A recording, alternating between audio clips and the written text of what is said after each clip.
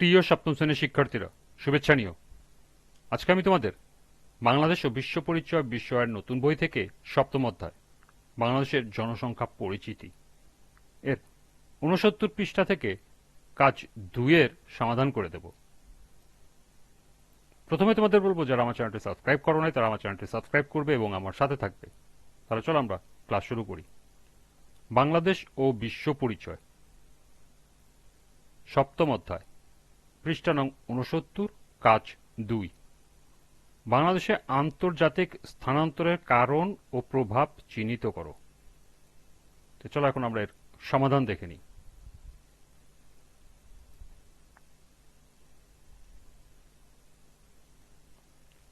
এক স্বাধীন দেশ থেকে অন্য একটি স্বাধীন দেশের চাকুরি, বিয়ে, বসবাস, এমনকি নাগরিকতা লাভের জন্য গমন করাকে আন্তর্জাতিক স্থানান্তর বলে। বাংলাদেশে আন্তর্জাতিক স্থানান্তরের কারণ ও প্রভাব নিম্নে উপস্থাপন করা হলো।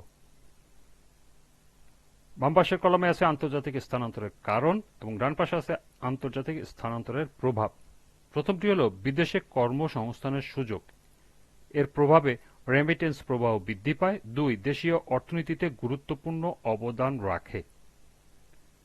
এরপর হল উচ্চশিক্ষা ও প্রশিক্ষণের জন্য বিদেশে গমন, এর প্রভাবে দক্ষ জনশক্তি তৈরি হয়। ২. মেধা পাচারের আশঙ্কা থাকে।